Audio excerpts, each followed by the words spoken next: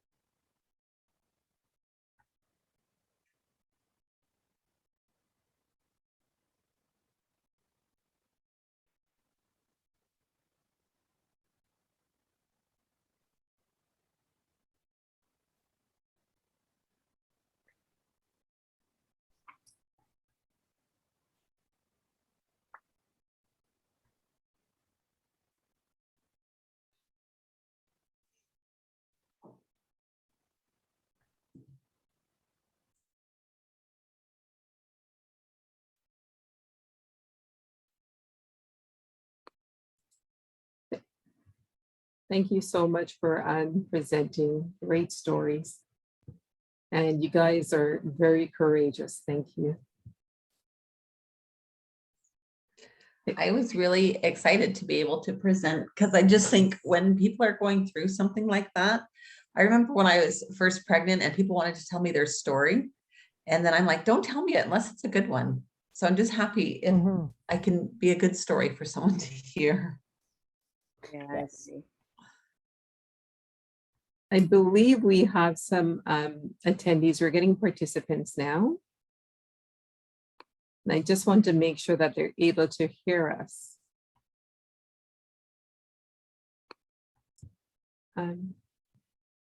So welcome everyone to our session. And we'll take the opportunity to introduce Evelyn, Tanya, and Bryn. Bryn is having some technical challenges with her video, but she's able to hear us. If you have your questions, I encourage you to type it in the screen, and we will present it to our three participants. And if you can also identify who you'd like to redirect your question to, that will be great. Well, I'll start with my first question for Tanya. As Tanya, one of the questions that came through earlier was around how for women of color and having pigmentation in your skin, were you concerned about scar tissues and having scars and keloids, and whether or not that was a significant concern for you? Yeah, so for me, through the whole journey, like with radiation, my skin was really held up really well. So I was very thankful for that. I was always thinking it could be an issue, but I didn't have to deal with any of those issues. After my reconstruction, I haven't had any type of issues occur right now either. So yeah, it's been pretty good. Okay, thank you. That's actually quite encouraging. Yeah. And Evelyn, the question that I have for you, I think I was smiling when you're actually talking about your presentation. You talk about the downsides and the upsides of having your reconstruction, the fact that you'll be perky longer than the rest of us, and also the fact that you're living with a different sensation. Can you talk us through the different sensation that you experience after reconstruction, and whether or not you've done anything and whether or not it lasts or persisted over time? For sure. So I did find that right after surgery. So I had surgery and then implants right away. So I did find that right after surgery. Once the healing was done, I tended to be very sensitive around my breast area. So touch and so on around the perimeter was irritating or annoying because it was like it was oversensitized. And that certainly has decreased over time. So it's been just over 2 years since I've had my surgery. So that oversensitization has decreased, but of course there's a lack of sensation with the breast. So I can feel pressure, but I don't feel sensation around the nipple or on the breast other than sort of the pressure feeling. But the oversensitization has gone, which is great because that tended to be irritating either just through physical touch or maybe through clothing that sat, in certain areas. And I think another question that came, thank you, Evelyn. I think, and this question goes to all three of you, is around clothing. Did you have to change your type of clothing, the sensation, the irritability of wearing normal clothes or your regular clothes? Can you talk to us about some of the options that you had to go through and what your experience was like?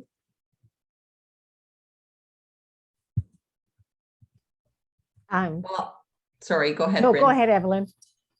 I was just going to say, I was just waiting to see if someone would jump in. I didn't actually change a lot of my clothing at all. I did change, I used to wear an underwire bra. So I still wear a bra now, but it's much more comfortable feeling. So the material is nicer. There's no wires in there. So there's no irritation because that was uncomfortable for me. So when I tried on some of my old bras that I used to work in, my size is really quite similar. There was certainly an irritation with the wire, so I have removed that completely from my wardrobe. But apart from that, I don't think I've made any changes. Okay, thank you. Oh, Tanya or Bryn? I'll let Bryn go first and then I'll go. Oh, I probably changed more after my reconstruction, just in that I was very, very large breasted before my reconstruction. And so I found that trying to find clothes that fit sort of comfortably post mastectomy and with my prosthetic, it was probably much easier after my reconstruction to find clothes that, and now I don't even think about it, right? Like, because I don't have to worry about things shifting or moving or what's going to fit where. And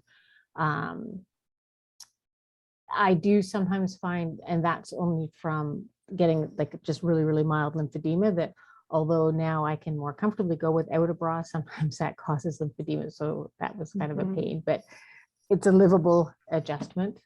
But I haven't had to adjust my clothes other than now I just wear whatever I want to wear, which is nice. Thank you, Bryn. Tanya, anything to add? Yeah, so actually in my story, before my story, it said it was immediately. I had a delay reconstruction. So before I had reconstruction with my prosthesis, I couldn't really wear V neck cut things because I didn't have any, I didn't really have any cleavage on one side. And now with my implant, I actually am not symmetric, and I chose that for right now. So I do have a partial prosthesis that I wear. And so I just, some days I don't wear it, but I do notice when I don't wear my prosthesis, I wear dark clothes. So it's not really like evident. It's only evident if you look, right? So I've just changed sometimes my color of the clothing. I don't wear underwire anymore in my bras. I just wear comfort. I noticed it's a lot more cotton shirts, just if possible, it's something that just feels good on the skin. Thank you. No And problem. here's a question. There's a question now for you, Tanya, in terms of prosthesis coloring. Did you have issues getting the right coloring for your prosthesis to match your skin tone? Yeah, great question. At the beginning, I couldn't, when I went to get one, it was hard to see at the sample, but she was able to order me something. It did take a little longer. It wasn't an exact match, but it was a good enough match that it wouldn't be too noticeable unless I was wearing maybe a very thin white shirt. So yeah. Okay, thank you. So And later- Bryn, we have a question for you. How long was your recovery time for both your abdominal and breast surgery? Any other issues post-surgery, and how long before you were able to return to work? So good questions. Thank you. To be honest, and that's why I said, like in when I did my presentation, it's funny because in the moment I think I'm never going to forget. And 9 years later, there's tons of stuff that I do forget. But my recovery post surgery. So keeping in mind that I had a reduction and a breast reconstruction, and I had 3 massive hernia repairs done. So they'd be at flap at the same time. So came home with, I think, like 7 incisions that needed to be dressed. It was probably about 6 weeks for recovery, but really just sort of followed instructions and took it easy, and didn't push my luck because I didn't want to mess with it. And I didn't have any other issues post surgery. I'm just trying to think back. I mean, I had the drains. They were removed after your usual time. So I don't know. Do you two remember, like that's sort of like a week, I think, sort of give or take. And then I returned to work probably at the 8 or 10 week mark. And that was only because, I mean, I suspect at that point I was looking to delay it a little bit too. If I was going to be honest, I felt I wanted some time where I was just feeling good and not working. But I felt really, I know that I was very lucky in how good I felt after my surgery. I hope that answers the question. Thank you. I hope so too.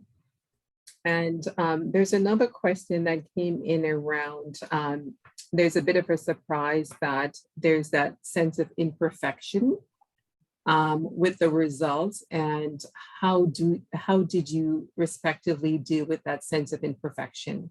Because when individuals think about mastectomy or augmentation, they're thinking about the Hollywood type of surgery, and there's a question around that, how to do psychologically deal with that sense of imperfection. Thank you. Go I'm ahead. happy to start. So I remember sitting in the doctor's office and I said, well, I would like to be I'm about a size D. And I said, I'd like to be about the same size or smaller. And they said, well, I was told at that time that it was a little bit trickier to go smaller. He said, you'll probably end up a little bit bigger, just because we weren't doing a reduction. We were just kind of working. And I remember the doctor saying, we need to fill the envelope. And I think that was his way of telling me I had saggy boobs. I'm not sure. Anyways, one envelope didn't fill quite the same as the other one. And so right now I find that but I also had 4 surgeons in my surgery. So 2 were doing the removal and 2 were doing the plastic surgery at the end. And so the amount that was removed from each breast was not consistent, which meant that the look of each breast now, one is thinner skin, and therefore I can see more rippling with that. And it tends to, I guess, not having filled the envelope quite the same. So I'm left with one. I feel it shows more imperfections and it's a little bit smaller, but I haven't chosen any follow-up surgery. I still probably need to go see my surgeon, but at this point, I think I'm happy enough with it that I would take that over the choice to do another surgery at this point. So I would prefer the less surgery option. They're not New York boobs or Hollywood boobs, but I feel pretty good about them and I feel feminine with them. So that makes a difference for me. Thank you, Evelyn. Bryn, do you want to give that a shot? I think, because we did a reduction at the same time, and, Tanya, when you were talking, I remember that was one of the things I probably struggled with the most when I first had my mastectomy was the prosthetic. It doesn't fill things the same way, right? And for me, it didn't. And so there'd be these gaps in my shirts and stuff. And so I remember waking up from my surgery and looking down and seeing a breast mound on my right side and just being like I didn't care what it looked like at that point. I was just so overwhelmed that that there was something there that I didn't have to think about anymore. And I think like it's I don't have rippling and stuff, but my mastectomy scar, because I had not ever intended on having reconstruction, it wasn't done with any skins reserving, saving, or any intent. So I think it was quite tight. And I think my surgeon probably, when I would go to see her the couple times afterwards, I could see her sort of eyeballing with that sort of, ooh, I could, you know, just do it. And I'm like, no, we're good. Thank you very much. And so I think one breast is slightly smaller than the other, but it's not noticeable in a bra, and they feel good. So I don't have any concerns with that. Mhm. Thanks, Bryn. Tanya? Yeah, so symmetric. I knew when I was having my surgery, I was not looking for it to be symmetric right now. Brent, I really agree with a lot of your feelings with like waking up and seeing that I have, you know, another boob back, and I have a little bit of cleavage. And it was never for me that I was showing my cleavage, but when you do have a mastectomy, everything is gone. So a simple like V neck shirt it's hard to wear. Right. Yes. So yeah, I was so happy to just have another boob there that I could, you know, wear a V-neck shirt like I am today. So yeah, for me, I wasn't looking for it to be symmetric. I mentioned in my story that I'm looking at another option for surgery, let's say 7 to 10 years from now, because I would like to have kids. And I just didn't want to disrupt the breast that was totally healthy, nothing was wrong. It was suggested to maybe get a 50% reduction, but I felt that was going to be so different from my body. So I was happy with having it not being symmetric right now and using a partial prosthesis. Mhm. Thank you so much. And certainly, Tanya, I think a lot of our younger women are able to relate to you, especially if they haven't had children and wanted to make sure that they preserve that sense and the ability to be able to breastfeed. So thank you for sharing that with us. No problem. Okay. And here's a difficult question. This question is about intimacy, and you can choose to answer that yes or no. And I think the question is around, do you have to change psychologically yourself to prepare for intimacy post your reconstructive surgery, or whether or not that was a psychological barrier, whether there was a physical barrier for you? That's always a difficult question. But It's a really good question. And I'm so glad somebody asked it. I think it really sort of depends on where you're at, and it's so individual for each person. You know, Evelyn, I think, mentioned her husband checking out the bruises for her and stuff. And my husband is so supportive, but really struggles with incisions. And so for both of us, it was a big day when it was like, okay, are you ready to see this? Because there's a lot of them. But I think, you know, his comment one day sort of out of the blue was, wow, like you were just so much more confident and comfortable, and it's so amazing to see you like that. And none of us had, I think, had really sort of taken in how much I was struggling with having one like really large breast and one, like, you know, that with a mastectomy you're going to be flat chested, but I didn't anticipate the sort of concaveness of my chest. And so I was very lucky in that it did not affect our intimacy or how I felt about myself. Although I feel better having the reconstruction. thank you, Bryn. So I'll go next if that's okay. For me, it was interesting because my partner, now we knew each other before I had breast cancer, and then intimacy kind of happened when I had a mastectomy. So it was like I'm a totally different person. I went through chemo, you know, I lost my hair, went through all that stuff, and then like only having one boob. And similar to Brandon, like it was so flat. and then having one larger breast. Mhm. So at the beginning, it was a little bit like just, you know, your personal thoughts of what kind of the acceptance, that type of stuff. This is, as I mentioned, before my reconstruction. And during my reconstruction, it hasn't affected anything, but I felt better. And more similar to what Bryn mentioned, my way of feeling better is I'm also, I'm a yoga instructor. So going through the reconstruction, especially when it was explained earlier, having those visits for getting your stretch, getting your expander filled, it was getting very uncomfortable. So uncomfortable that it was very hard for me to lift my hand up against the wall, just very tight. So after when I finally had my implant, I just felt more in my own body. I felt like, you know, it belonged a little bit more. It wasn't as foreign as the expander that was a ball. So the ending result was really worth the process for me. Thank you. And I'll just jump in there quickly. My story is a little bit different because I had a mastectomy and immediate implants. And so I didn't have, Tanya and Bryn, I didn't have some of the same concerns that you had for sure. I think that would have been hard.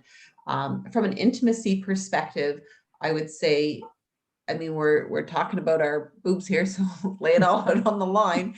But certainly when you're intimate and you've lost feeling in what is a sexual area, it's going to have an impact. And I think a lot depends on your partner. I have an amazing husband who, you know, would never say anything about that, but certainly it might change where your areas of focus are when you're being intimate, and recognizing that he needed to follow a little bit of my lead in terms of, you know, I don't have feeling there. So when you're touching me there, if it's good for you, great, but it's not impacting me. Or, you know, sometimes I have more feeling, say, between my two breasts. And so that was okay. But sometimes it was irritating because the touch was irritating. So I think it's really important to have those open conversations with your partner, because they don't know what you enjoy or don't enjoy, or what's irritating. And so all of a sudden, you know, I'm married for almost 30 years. So this happened 27 or 28 years into a marriage.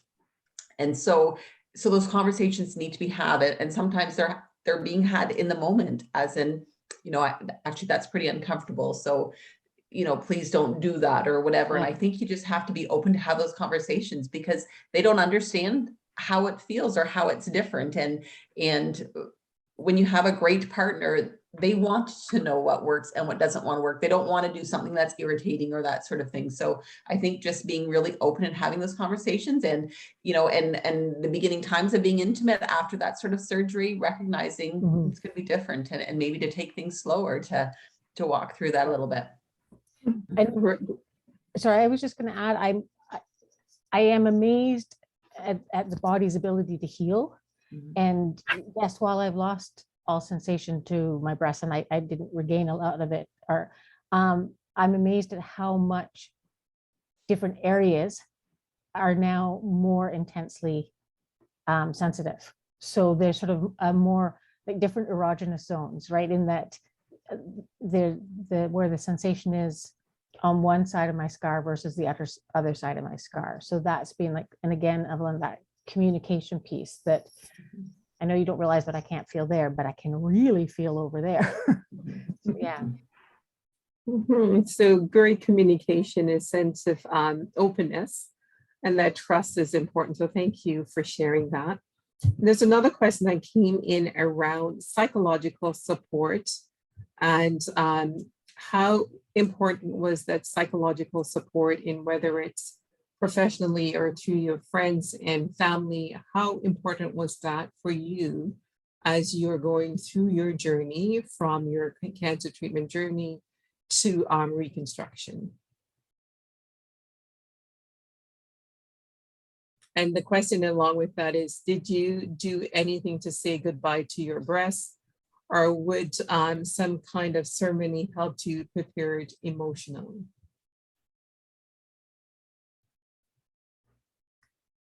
I can start to answer that. I was thinking about the beginning part. So support and like just so I just finished my last surgery April 2021. we're in a pandemic, so it's been very different. I had 3 surgeries from August 2020 all the way to April 2021. I had to have COVID tests, days before each surgery to make sure I was cleared. So yeah, the support looks different. Like, sometimes friends or family, they would be around you, just like coming to visit. But it was the little things, like even my workplace and friends, like just dropping off gifts, and not like I got plants that I have still to this day. Just in a sense for, making sure I'm okay. I found that calls or just little things were really nice. I did find that I'm not sure if you ladies found this way either, but some of my relationships changed during the cancer, like in a sense when I was dealing with cancer before and then coming out with the thing. So my relationships changed, but they did change for the better. So yeah, definitely it was important, but it was a very different time to find the support during this pandemic. So. Mhm.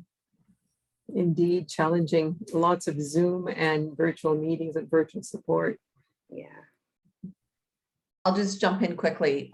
In 2019, I have 2 sisters and my mom, we're all BRCA positive. But in 2019, both my sisters and I had a full mastectomy.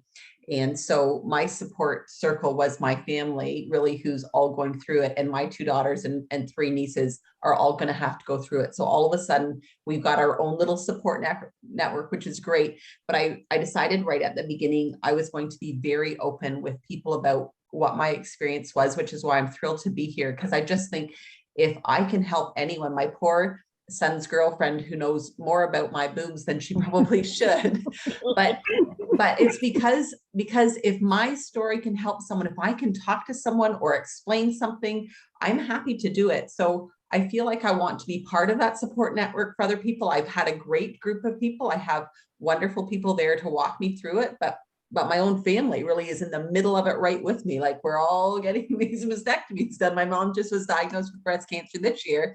She's 80 now, and she just had a mastectomy a few months ago. So we kind of have that whole piece. Mhm. But I think now we have the opportunity, like Tanya and Bryn are here, probably under the same premise. Our story can help someone else. And so be that support. But when you're in the middle of it, make sure you have that support network for sure. Absolutely. Yeah. Bryn? The same. I mean, the support of family and friends was huge. I had this sort of slightly unusual position. I am a social worker and I live in a small community, and I was the social worker in our chemo clinic where I was having chemo. So going through it sort of with my co-workers who just, I felt so supported and cared for every step along the way. And just from waking up in the recovery room to being upstairs to having my chemo, and just feeling like every time you sort of turned around, there was somebody there who sort of said, "I've got you," which was immeasurable. Like I don't know how you can sort of count that. I did not do any ceremony I think I just felt like, as I said in my presentation, I felt like I was on a really fast train, that I had nobody asked me if I wanted to get on it, and nobody was letting me get off of it. And so it was sort of there was a whole bunch of things that was just happening. So I did not do anything to prepare for that, like any ceremony, but I don't feel like I had missed any ceremony. So for me, that wasn't a big part. Thank you. And Bryn, you mentioned that you're a social worker, and would you recommend that if someone needed that additional extra professional support, would you recommend that?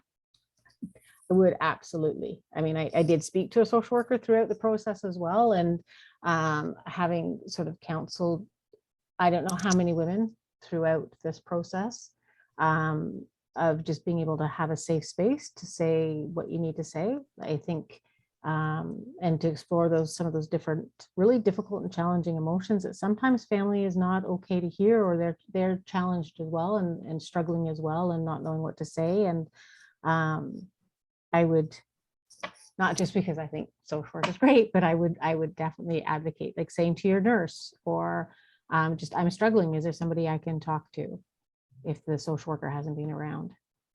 Mhm. That is good advice. It's just having that extra support and Mhm. just it's not a stigma, but it's how do we have those conversation and Yeah. those awkward conversations Mhm. that and I know you guys must have experienced it, encountering family or friends who want to say something but yet they're afraid and they don't know what to say, and just definitely helping navigate some of those awkward conversation or silences Yes, is important. absolutely. So in terms of, we have only a few minutes remaining, and my last question around is, what would you like if you had two things that you'd like to say to others to encourage them along this journey? What would you say to them and why?